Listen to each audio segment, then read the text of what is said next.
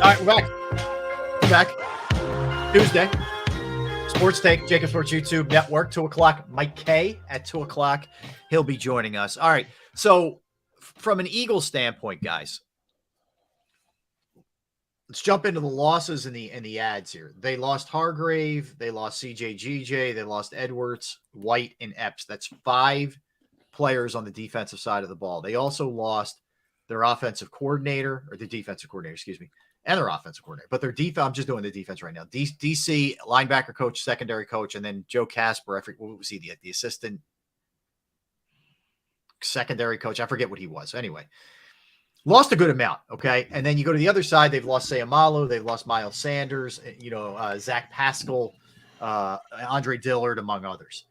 There's been a decent amount of turnover. Now, they brought back some really quality players, too, and they added some pieces. Rashad Penny was added as one of the running backs, and they're still working on some pieces, the signing they made today with Nicholas Morrow, among others. You look at where the Eagles are. Let me start there, and then we'll get to the other teams in the because right now we don't know who the starting safeties are going to be necessarily. Is Reed Blankenship good enough to be considered a starter? That's the big thing right there, man. Yeah, I can't say he is. I mean, right. I don't know. I didn't see enough to feel confident he's a starter. Right. And people are acting like, oh, this guy's the savior. I'm like, bro, he had 2 really good games, and I'm not gonna hate on him, man. He had two really good games. He came in, he filled in admirably for a guy who never took NFL snaps, a guy that undrafted, came in, turned our eyes. I just knew during the preseason that every time he had an opportunity, he flashed with the ugliest number in the world. He had some 40 number. Remember that? 49 or something. Yeah. I mean, it was just an ugly number. He made that number flash. And when you can do that, man, he stayed around because they cut Harris over him. Yeah. They did. The starter from the year before. Yeah. They cut him over him. So we know he can play. We know that for a fact.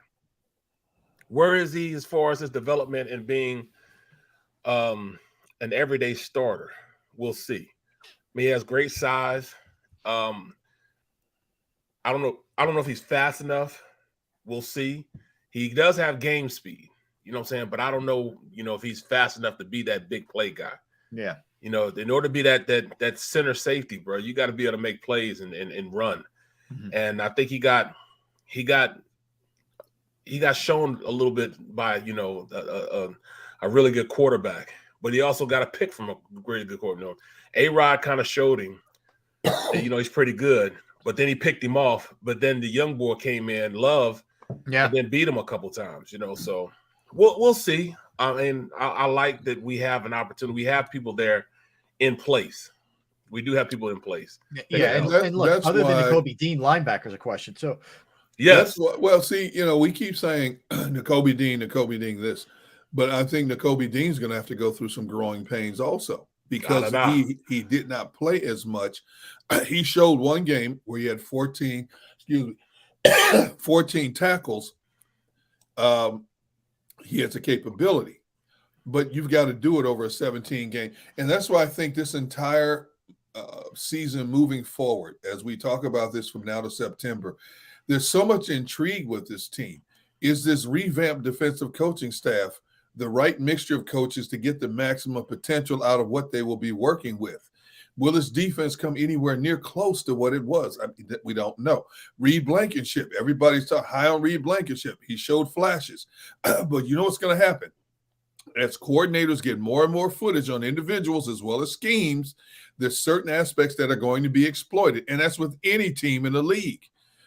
How do they, the counterpoint is how do they respond to that?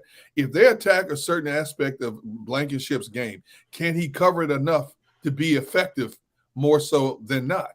Because we've seen cornerback safeties sometimes get constantly picked on for a reason in a season. Mm-hmm. Because they don't make the adjustments. They don't have it within them. They're not getting coached up properly to make the necessary adjustments to get better.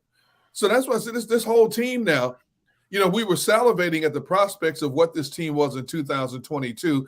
And lo and behold, they exceeded everybody's expectations in terms of the numbers they put up.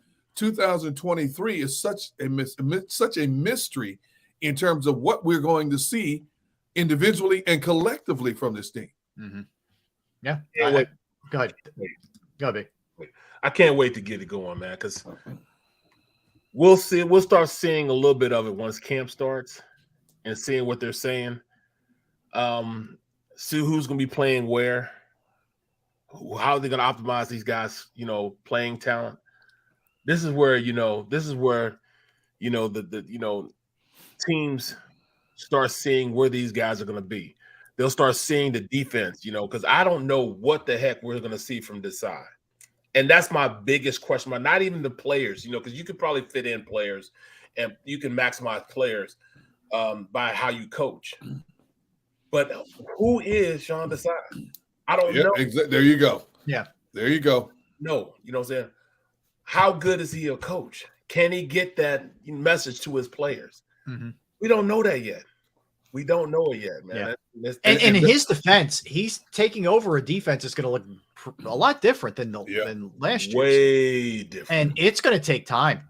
It's going to take time. And not only that, but how quickly will players either buy into what he's doing or turn up their noses at what he's doing? These players nowadays, it's a different breed, man. And if you don't have instant results, all of a sudden you get players start looking at coaches side-eyed. And the bigger problem is when they start mumbling under their breaths and their teammates start to hear it, they start speaking the same language. So instead of having one or two disgruntled players, now you got a whole unit that's disgruntled. Exactly. And start blocking out whatever message the coach is trying to deliver.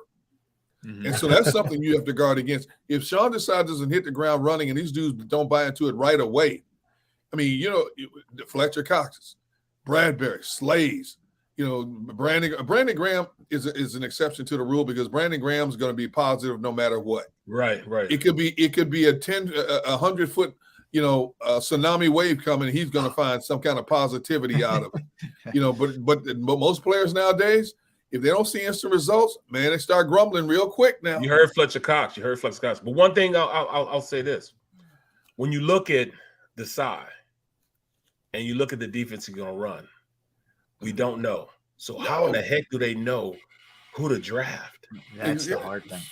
Yeah, well, I mean, look, some of it is just there's clear needs, and I know you don't always want to go about it that way, but let's face it, there's a lot they need, actually. You need linebackers, you need safeties, you need you can make a case for edge rusher because you don't know what Derek Barnett's going to look like coming back, and Brandon Graham's older. Yeah. Defensive tackle too. I think Derek Barnett's gonna have something for us, man. That's what I said. I think this is the year he matures. Yes. He saw guys in front of him take that next step. And when you see guys in front of you taking that next step, you got to catch up. This is gonna be a year that I think he turns the corner and becomes number one more reliable as a player because he's not gonna make the same stupid mistakes he made before. But also he's going to be more refined as a player because he had a year to think about these guys taking the jump ahead of him. And, because, his boy got paid, man. Since his boy, Sweat got paid, he feels like he got to be next. So this is a big year for him. He's got to have the Miles Sanders mentality. Mm-hmm. Play with that chip on his shoulder. He lost a year. This is coming up on a contract year. Everybody, let's face it, for the most part, everybody is suspect when it comes to Derek Barnett because of his history in Philadelphia, making more negative plays than positive plays. Robert says he ain't got a snowball chair. He laughing at us, man. What do you say? He drives me nuts. He's one of those players who just drives you crazy, put bad penalties. Well, look, on a positive, he's in the last year of this deal. And if he wants to get anywhere near that kind of money, he plays a position where you can get paid. Yes. If there's ever motivation, it's this one. All right, let me ask you this, Rob. Yeah. Were you always, and when I say you, I'm saying in a general term, because I fell into this category also, as much as I love this dude. Early on in Brandon Graham's career, were you as in love with Brandon Graham as you were? Okay, there we go. No. Because he couldn't stay healthy. And what do we all say? They moved up to draft this dude? Yeah. Really? Yeah. He can't stay on the field? Yeah. Yeah. See, so I don't disagree with you when it comes to Barnett because of what we know about his history. But at some point, there's an it factor that has to kick in. I do think there's ability there. Whether he can ever, free it, I don't know. But he does have ability, I think. Yes, he does. He has ability. He has technique. He's quick enough. He's explosive enough. He just needs to make that transition into being more mature on when he uses it and when he doesn't need to use it. Yeah. Penalties, late hits and all that stuff, man, has to stop. You get no more excuses. You get no more free passes for that. If you're going to go out there and be a productive guy in the defense, or you have a seat, man, and let's wait this year out and you can go elsewhere. But, I mean, he wants to be great, man. He wants to be great. And because of that, I think he's going to take that next step in his maturation of being a player in the NFL that's good. You know what I'm saying? He's playing. He's actually out there right now getting ready to have his portfolio be unveiled to 32 teams. I was going to say 31, but he's also auditioning right now for the Eagles too. Yeah. For 32 teams, he's putting his resume out there. This is who he is as a player.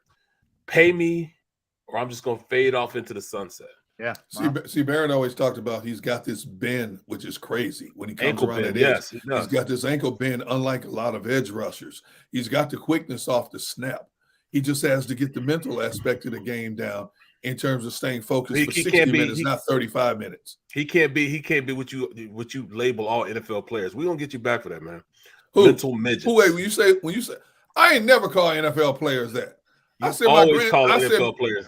You ain't never heard me say that. Militant midgets is what I call my grandchildren militant midgets. Mental midgets. You ain't never heard me say that, Brooks. Then you just said about me. That's wrong. You wrong for that, man. You wrong. Wrong, Diga. But I've said, I will admit, I've said the NFL players think they're above the law. Yes. I have said some players, especially in this day and age of social media, some players mentally just don't get it because they go out and do some of the same stupid things other players are getting chastised for. I will say that. I'm calling them mental midgets. No, you got a lot of highly intelligent, successful pro football players out there. Well, I expect you to call me one of those instead of calling me a mental midget, man. I will tell you right now in front of everybody, I have a lot of respect for what you've achieved as a person and as an ex-athlete. Now, thank you.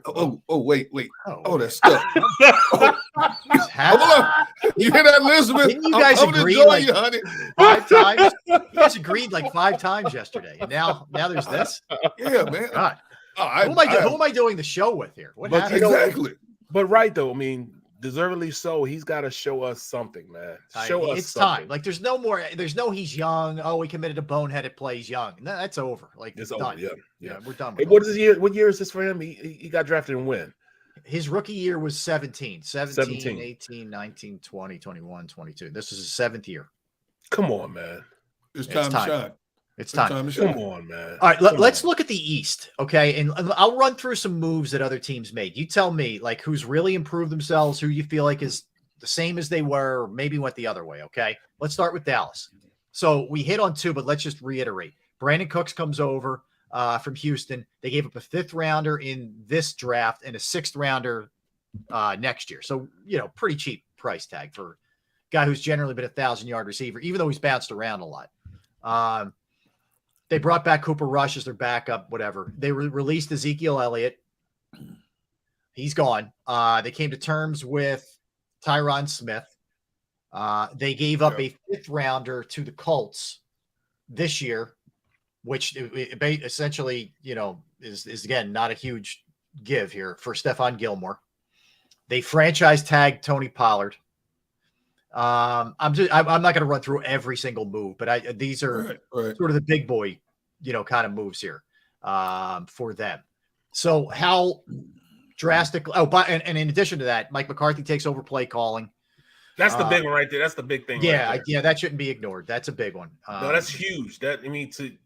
Those moves you just said really put them in a great position. Yeah, it did. You know what I'm saying? Them getting rid of Noah Brown, that was a mistake. They allowed him to go into free agency. That was a mistake.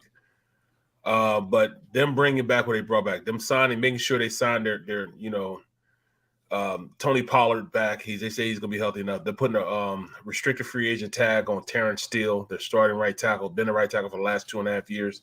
That's a good move for him. It's a huge move for him. Somebody opposite of Diggs and getting Stephon Gilmore. Them signing back Leighton Vander Esch was a great move for them.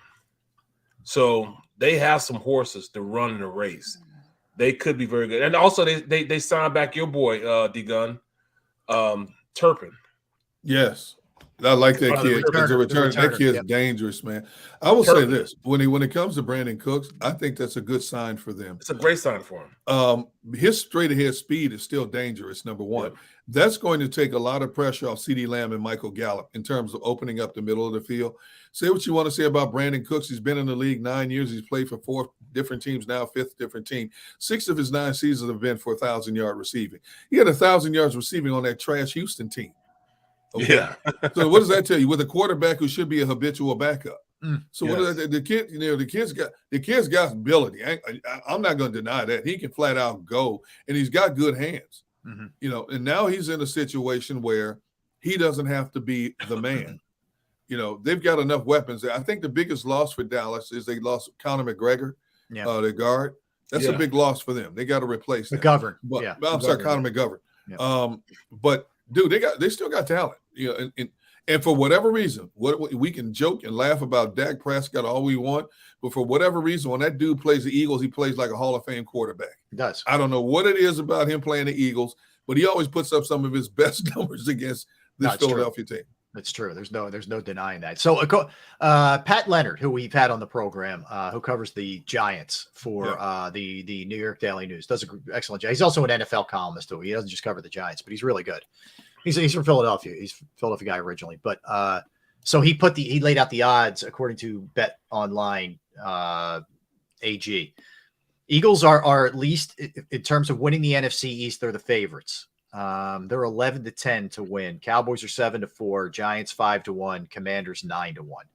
So that's what the odds. At least Vegas right now, before the draft, still thinks the Eagles are the team to beat in the division. So that's the Cowboys. Why don't we jump into the Giants and look at what they've done thus far? So their transactions so far, they signed on March 20th, which was yesterday, Leonard Johnson, cornerback, to a 3-year deal. Paris Campbell, wide receiver, they signed him. Jihad Ward, outside linebacker, to a 1-year deal. They re-signed Darius Slayton. They released Kenny Golladay, good riddance. Mm-hmm. Daniel Jones was the big one, 4-year deal for him. Saquon is they're still negotiating with him, but he is at least tagged right now. Re-signed Isaiah Hodgkins. That they're the sort of I would say bigger moves that they've made so far. Well, I think the biggest move was getting Darren Waller. That's you know what? My bad. Darren Waller made a trade to get Darren Waller from the Raiders. Yes. Yep. That's the big one. Now, when you look at who they re-signed in terms of wide receivers and who they brought in, Paris Campbell, Brian Dable came out and said, we want guys who can get in space. The two receivers they re-signed, they're quick. They're quick, and they can get open. Paris Campbell, not a big-name receiver, but a guy that can get open. So I'm looking at how Dable's going about this. I think this is going to be one of these quick strike offenses. Quick strike. Get the ball out of your hand quick. Get these guys on slant routes. I would say don't overlook the Giants and what they're trying to do. We knew Dable had to play one season with what he was given. Now you start to strategically watch him put pieces in place for the type of people he wants for his offense. They didn't bring a big name in, but you get a tight end like Darren Waller with quick receivers. That's a different ball game. Yeah. Can Daniel Jones deliver the goods? Daniel Jones played much better under Dable than he's ever played in his entire career. Now he's going to be in the second year under Dable. It's going to be interesting. Giants are going to be an interesting team to watch this year. Yeah, they are. Now that this is where we're really going to find out how much better Daniel Jones is. Then he had a nice year last year, but now he does have weapons. So there's he's got the running back. He's going to have a tight end. He's going to have better receivers. I'm assuming the offensive line is going to be better, and he has a really good offensive mind as a head coach. So and he should be good, man. Like, This team, yeah, you're right, bro. I mean, it's another year. You know, Kayvon Thibodeau is no longer a rookie. He's going to play smarter. He got better as the season went on. Leonard Williams is healthy again. Aziz Ojulari, he's going to be back another year. This will be his third year, so he'll have his pass rush moves better. Offensively, man, you're right. The addition of Waller, it's a quarterback's best friend. Yes, and they trust Daniel Jones now. Another year under Dable's system. Mike Kafka, one of Andy's disciples. So they're going to get this offense going, man. The offensive line is playing another better. Evan Neal is no longer a rookie. He's playing better. Andrew Thomas going to have another Pro Bowl year. And then, Wendell Robinson, Paris Campbell, Isaiah Hodgkins, Darius Slayton, and Sterling Shepard will be healthy this year. They got a nice nucleus of quick receivers. Yes. This could be something. The Eagles going to have to go out there and play, man, because this is no longer the stepchilds of it's not the NFC least. Yeah. These guys are going to be pretty good, man. So, it's not going to be just an out and out, just, run away with the Eagles this year. We're going to have to fight a little bit. Okay. Let's jump to the Commanders here. This is the one I'd start with. Eric Bieniemy comes over as the offensive coordinator. Yeah. And granted, he doesn't have, it's not firm who the quarterback's going to be right now. So that obviously whoever it is, that's hard, but it looks like it's Sam Howell and Brissett. Is that who they brought? They brought in Brissett, right? Jacoby Brissett. Yeah. So those two are going to battle it out at quarterback. But whoever it is at QB has got good players with him. He's got McLaurin, the Jahad Dotson. That's the Jahad Dotson. Jahad Dotson's that guy, man. And Curtis Samuels. Brian Robinson at running back, healthy. Logan Thomas. The craziness last year. Yeah. So, potentially a defense that's real good on the interior, questionable outside of the interior. Yeah. Well, yeah, they're big time. The questionable spots for them are the linebackers. Yeah. They're not going to be as good. They gave Payne crazy money. Money. And that's going to make, Jonathan Allen pissed off because he's just got paid the year before, and it's nowhere near what they gave Payne. So he's going to be a little pissed off. And the big thing is Chase Young is back. Yes. Yep. He was out all last year. Yeah, he was never right. They kept saying he's coming back. He wasn't. And it went on for. Some guys just take longer from certain things. And it just took him a while. Yeah, but he's back now. This is going to be another year. Brian Robinson is going into the season healthy this year. He got shot going into the season. Yeah, he came back pretty well. He's starting off anew. Antonio Gibson is still there. They got some players, man. I like what they're gonna have. I like what Eric Bieniemy is gonna have to go out there and play with. Jack Del Rio's got those guys going. Yeah, I think the biggest addition was Bieniemy. I think that getting his creative mind in there, bringing that system over from Kansas City is really going to change the complexion and the respect of that Washington offense in terms of options that they have at their disposal, whether it's the running game, the screen pass game, the slant route game, the deep route game. Their offense will be a little bit more deceptive than it's ever been with Eric Bieniemy in there. And that's the thing. Now, again, it's all predicated on who's under center. We don't know that right now. Who on the center and also offensive line too, though. The offensive line is a problem. No question about that. But Jacoby Brissett, I think, can hold it down for them in terms of managing games in this type of system. We talk about competition. Washington can tell us all they want. What's the competition between Sam Howell and Jacoby Brissett? No, it's not. There's no competition. Sam Howell's not starting unless Jacoby Brissett gets hurt in training camp or preseason. Sam Howell's not starting.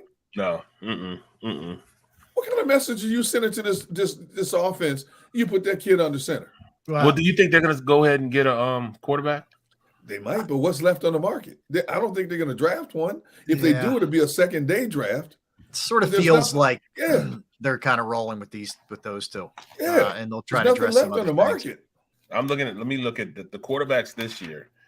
I mean, It's comical in a lot of ways. Yeah, it is comical. I mean, free agency, not the draft, but free agency. What's out there is almost comical. What's left? Well, they might. Will Levis may make it to him. You think he'll drop to Yeah, the? I don't know if they would take one in the first round. They need defensive help on the back end. I don't know if they would take a QB. Yeah. They don't pick till 16. I mean, right. No, Richardson or Levis, no, they'll be gone by then. Yeah, I mean, if you think about it, right? So Carolina, they're going to go quarterback. Yep. Houston's going to go quarterback. There's 2. Indy, 3. Vegas, probably not. Atlanta, probably not. Chicago, no. Eagles, no. Tennessee might at 11. That could be 4. They might.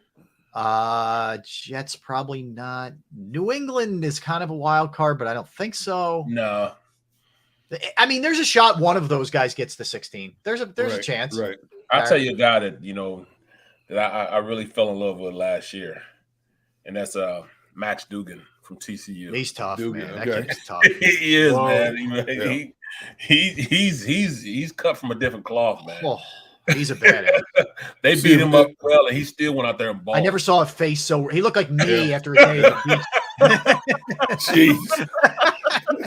He took a lick and kept on ticking, He bro. got the 2-point conversion, and he took a beating on the drive, and he took the ran ball on down me. the field. That one play he ran for like.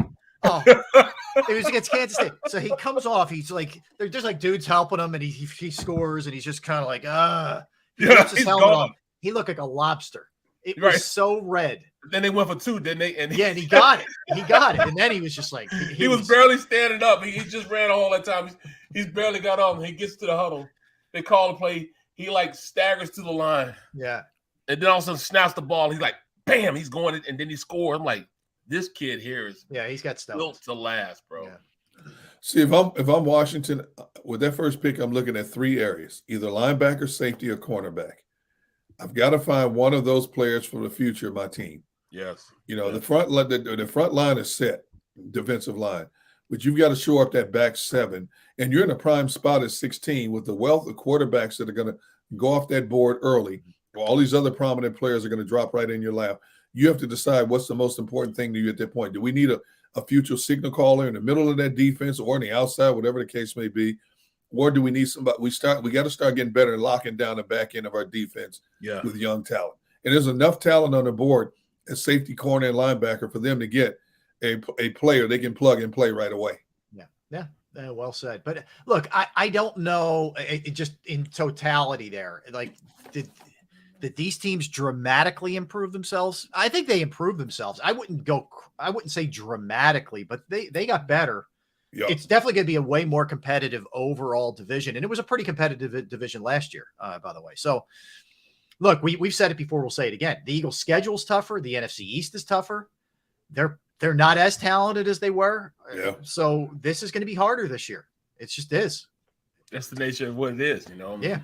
That's the beast. You gotta play. And this is going to be huge for the Eagles as far as Howie Roseman is concerned. This is where he's going to make his money. Will he be executive of the year after this year?